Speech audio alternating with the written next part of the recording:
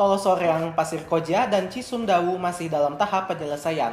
Seperti apakah situasi terakhir di sana? Akan kami hadirkan laporan langsungnya untuk Anda.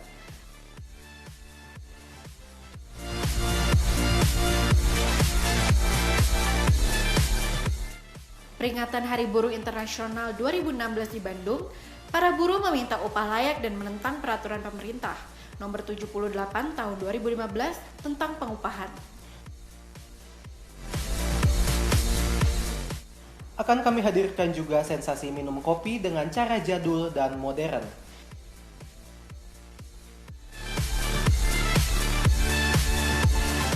Serta jangan lewatkan juga wawancara kami bersama Chef Norman dan Abu Marlo di paruh terakhir.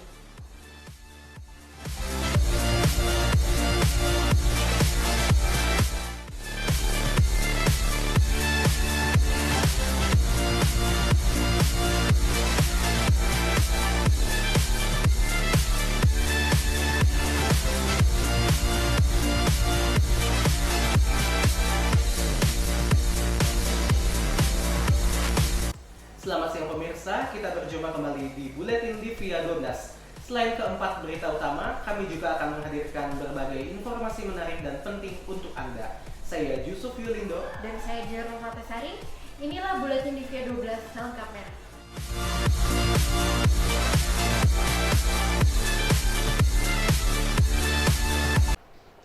Kita mulai dari pembangunan tol Soreang Pasir Koja atau Soroja. Jalan yang menghubungkan antara Kota Bandung dan Kabupaten Bandung ini masih dalam tahap pengerjaan. Jalan tol ini dibangun sepanjang hampir 8 km dari Kecamatan Kutawaringin Kabupaten Bandung hingga Pasir Koja Kota Bandung. Diperkirakan pembangunan tol ini selesai menjelang pelaksanaan Pekan Olahraga Nasional ke-19 yang akan dilaksanakan di Stadion Jalak Harupat Kabupaten Bandung. Sementara itu, pembangunan tol Cileunyi-Sumedang-Dauan atau Cisumdawu baru menuntaskan seksi 1 wilayah Cileunyi-Tanjung Sari. Saat ini pembangunan berlanjut ke seksi 2 yaitu untuk pembuatan terowongan yang akan menembus Bukit Cadas Pangeran. Nantinya, tol Cisumdawu menjadi jalur akses menuju Bandara Internasional Jawa Barat di Kertajati, Majalengka.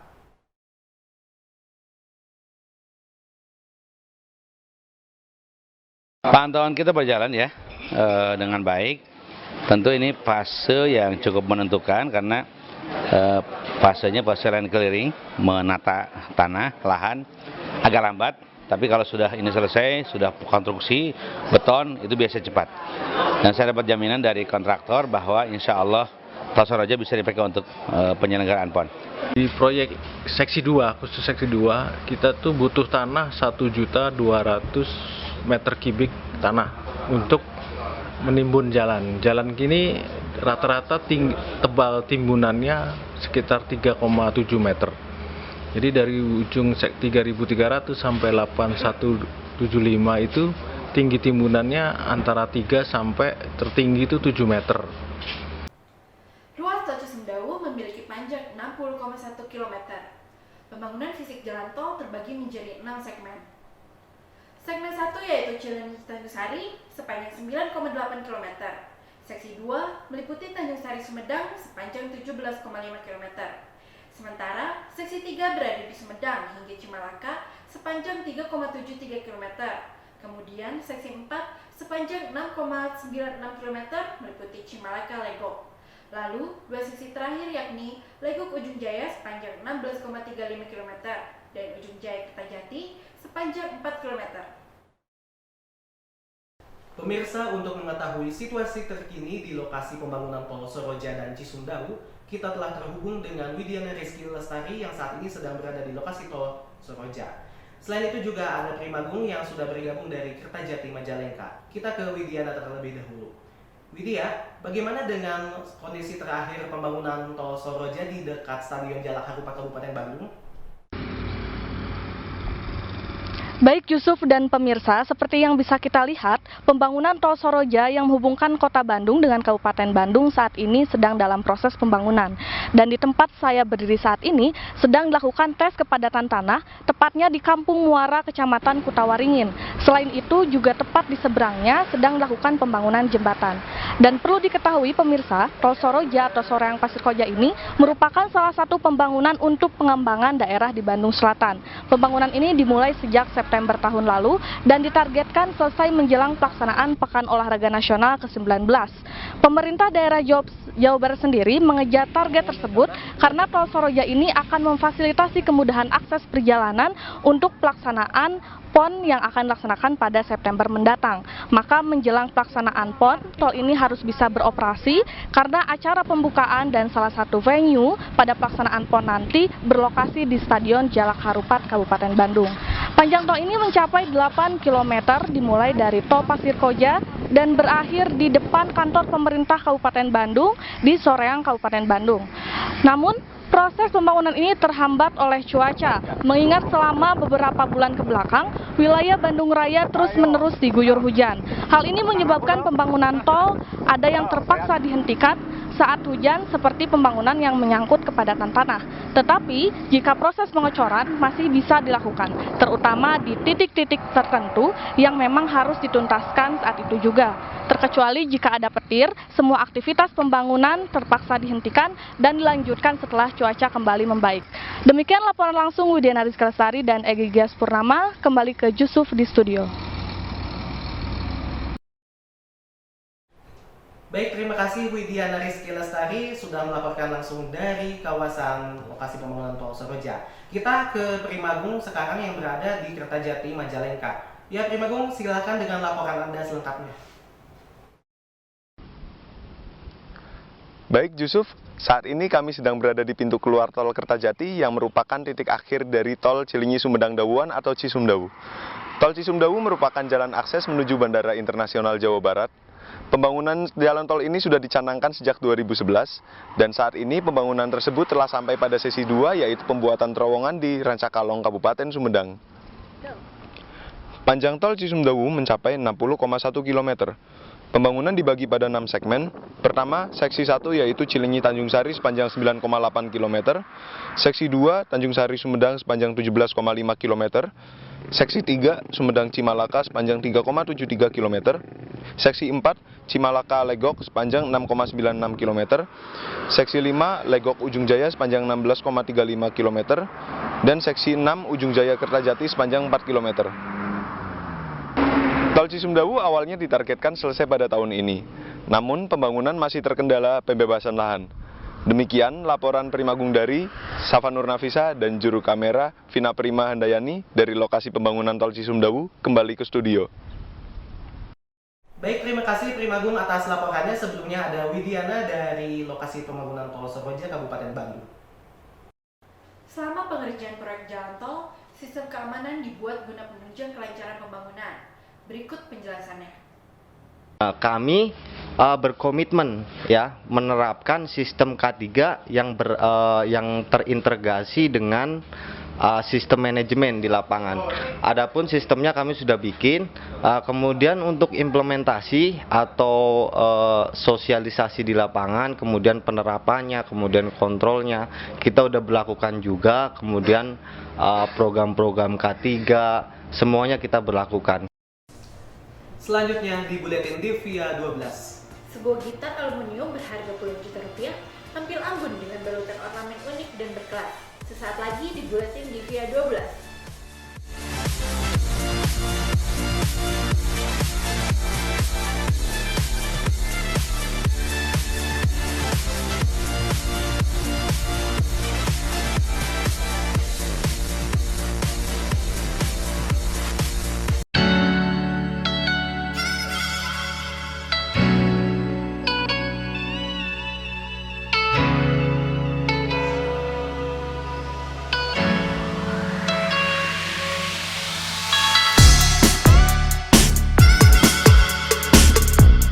Hammer.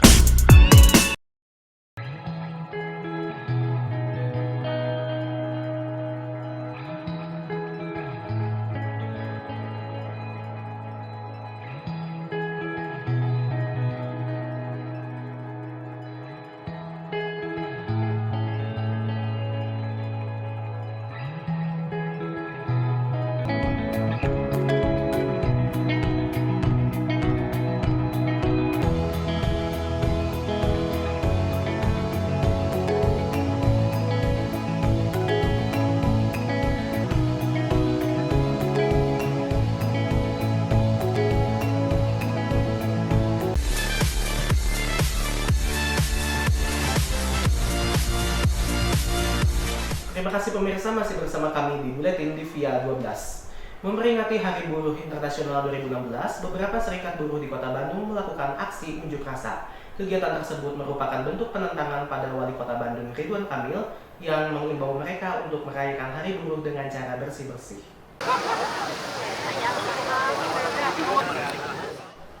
Selain itu, para buruh berkumpul di depan Gedung Sate Kota Bandung dan menentang peraturan pemerintah nomor 78 tahun 2015 tentang pengupahan.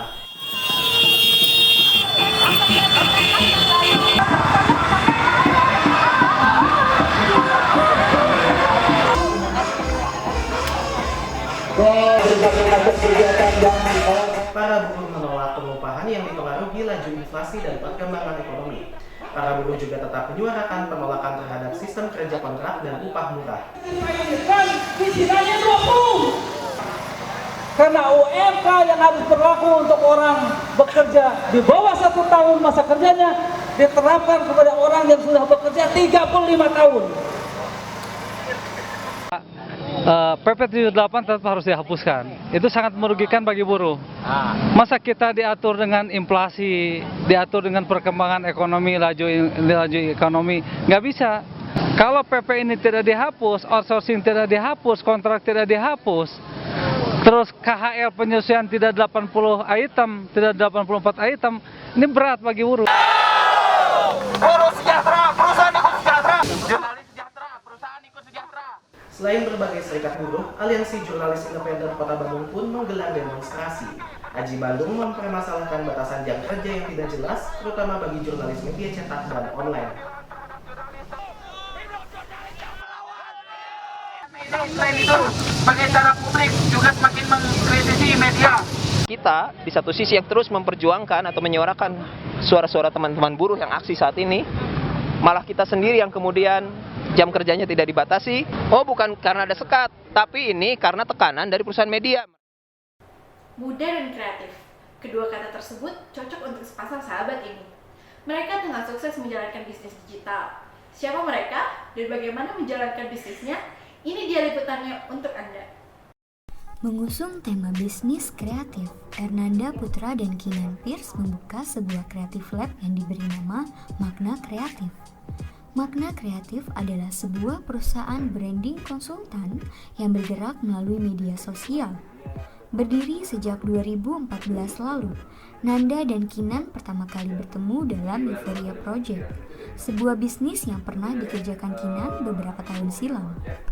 Berawal dari 2 tahun yang lalu, jadi pada saat itu gue punya satu bisnis namanya Euphoria Project, which is singkat soal Euphoria.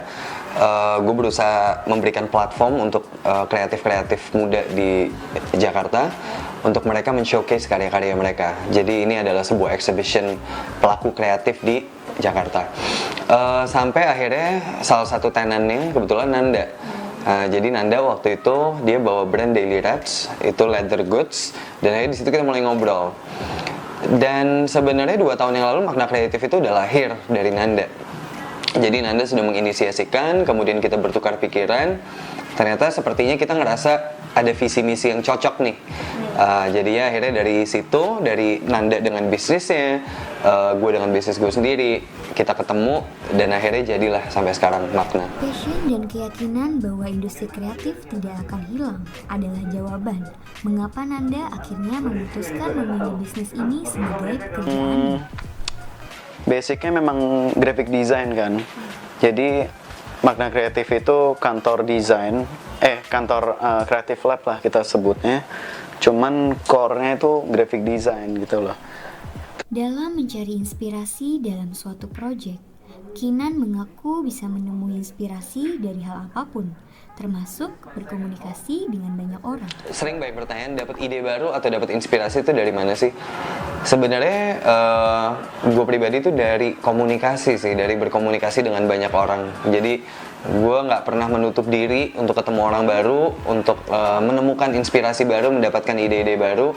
Jadi for me, it's a communication. Untuk menjalani bisnis kreatif, Nanda memberikan saran kepada mereka yang ingin menggeluti bidang ini. Kalau mau jalanin bisnis kayak gini, bisnis kreatif, yang penting karakter itu juga perlu tuh. karakternya mau kemana nih. Jadi apa ya, company lo karakternya gimana sih gitu. Karakternya kan macam-macam tuh, bisa dari personelnya, terus bisa dari kebiasaan apa namanya culture company-nya kayak gitu loh. Terus nomor 2-nya konsisten itu, terus nomor 3-nya kualitas gitu. 3K sebutannya. Nanda dan Kinan adalah 2 dari jutaan kreatifpreneur muda yang membuktikan bahwa kreativitas adalah suatu hal yang harus terus diasah dan dikembangkan.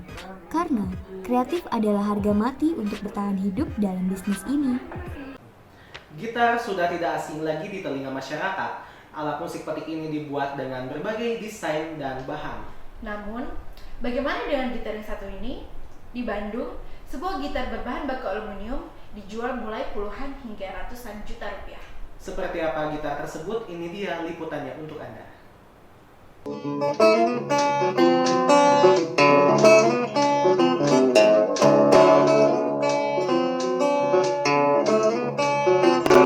Hobi yang ditekuni bisa mendatangkan uang. Hal tersebut berlaku bagi seniman gitar resonator Ivan Mulia. Berkat ide-ide kreatif dan keuletannya, gitar resonator buatannya sudah menembus pasar mancanegara. Gitar resonator ini terbuat dari aluminium. Jika dilihat sekilas, bentuk gitar ini memang terlihat sama seperti gitar listrik pada umumnya. Namun, suara yang dikeluarkan gitar resonator berbeda dengan gitar listrik pada umumnya.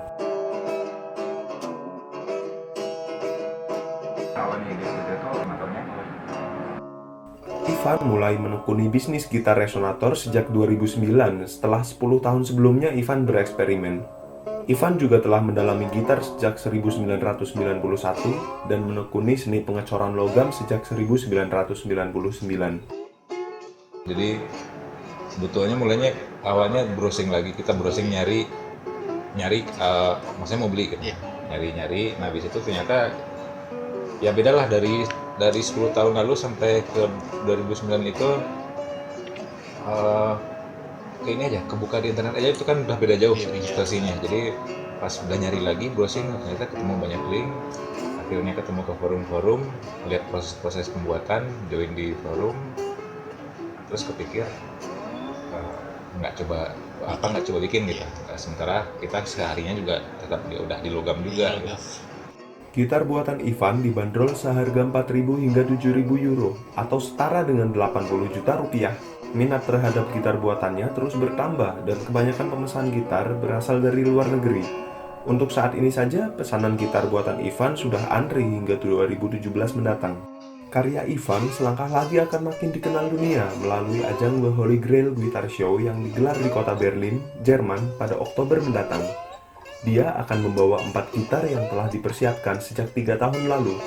Ajang ini secara eksklusif akan menampilkan karya dari 100 seniman gitar dunia. Prim Agung dan Egy Gias Purnama melaporkan dari Cimahi.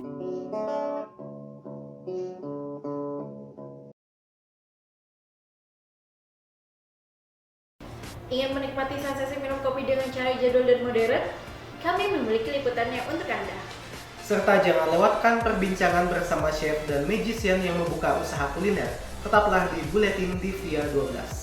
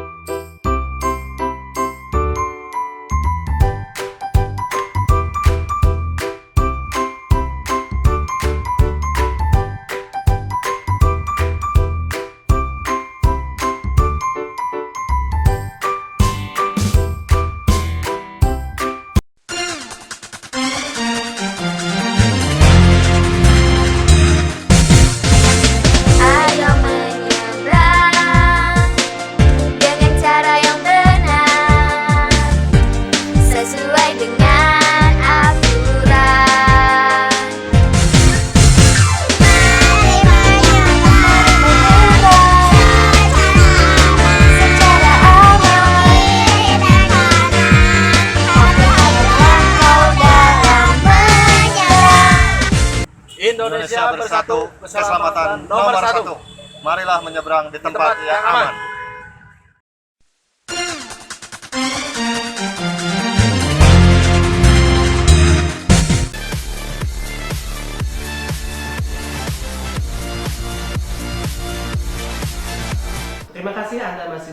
kami di Buletin Divia 12. Menteri Pendidikan Anies Baswedan dalam peringatan Hari Pendidikan Nasional berkata, lewat pendidikan bangsa Indonesia mengalami perubahan. Menurut Anies, kunci perubahan bangsa ialah pada kualitas manusia. Sebagai hari ini hari yang sama dengan hari-hari yang lain, tapi ini menjadi pengingat bahwa lewat pendidikanlah kita bangsa Indonesia mengalami perubahan. Pendidikan mengantarkan seseorang pada wawasan baru, pada pengetahuan baru, pada perilaku baru, dan Indonesia perlu terus-menerus diingatkan bahwa pendidikanlah kunci perubahan. Makin hari kita makin tahu sebuah bangsa menjadi besar, hebat karena kualitas manusianya, bukan karena sumber daya alamnya. Meminum kopi sudah menjadi keseharian di masyarakat. Berbagai bentuk sajian dan aroma kopi telah diterapkan. Namun, bagaimana bila menikmati secangkir kopi dengan nuansa jadul dan modern sekaligus? Kami ajak Anda untuk menikmatinya. Ini dia laporannya. Kopi. Mungkin kita sudah tak asing lagi dengan minuman berwarna gelap yang satu ini. Minum kopi kini sudah menjadi budaya, khususnya di negeri kita. Saat ini saja di Bandung sendiri sudah menjamur kedai-kedai kopi modern. Namun, masih adakah kedai kopi tradisional di Bandung? Kali ini tim Buletin Divia TV menyambangi dua kedai kopi unik di Bandung. Yang pertama, kedai kopi Purnama yang terletak di antara pecinan di Jalan Alkateri, Bandung. Berdiri sejak tahun 1930, kedai kopi ini tetap mempertahankan keotentikan dekorasi dan rasa dari kopinya.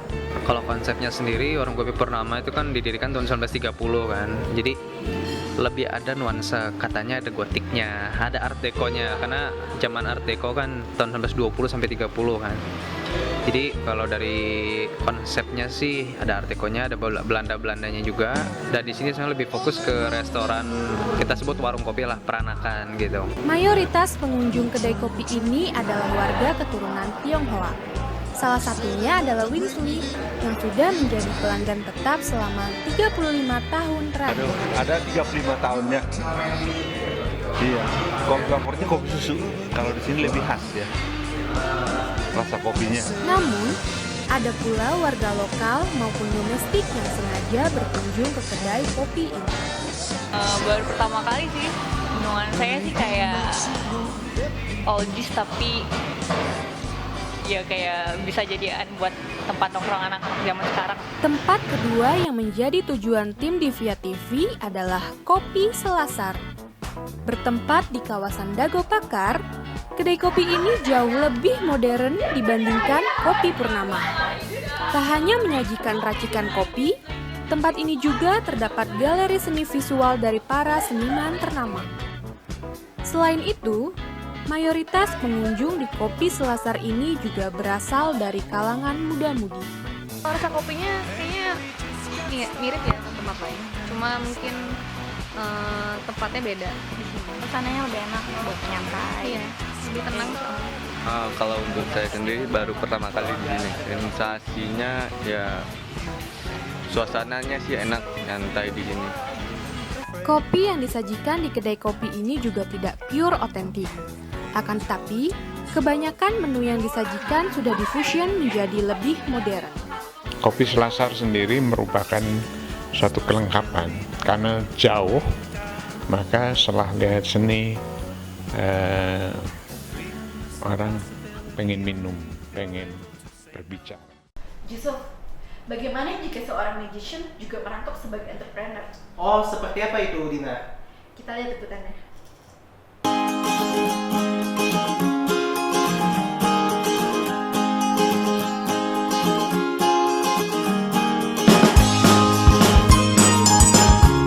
Oke pemirsa, tahu Mas Abu sebagai magician ya, tapi ternyata di sisi lain dia adalah seorang entrepreneur di bidang kuliner.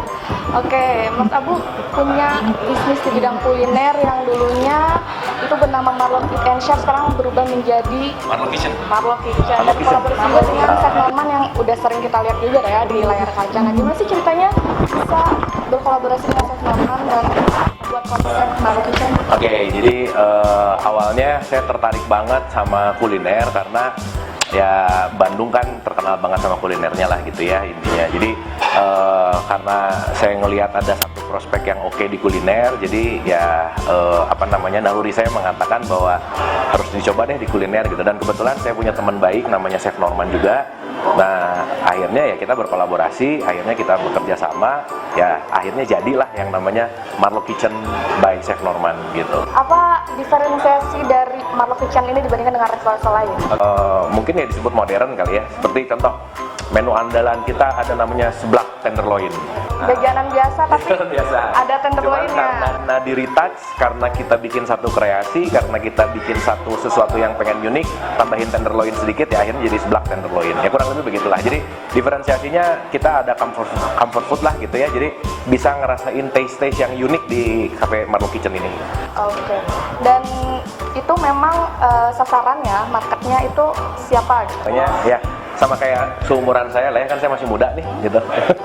Masih muda, jadi ya anak-anak muda lah, anak-anak muda yang mudah-mudahan dengan anak-anak muda ini, karena target marketnya sebetulnya adalah saya pengen membawa banyak komunitas ke sini, which is komunitas itu kan tenaganya tuh ada di anak muda. Jadi targetnya adalah ini saya pengen jadi tempat saya ini tempat nongkrongnya komunitas anak-anak muda kreatif.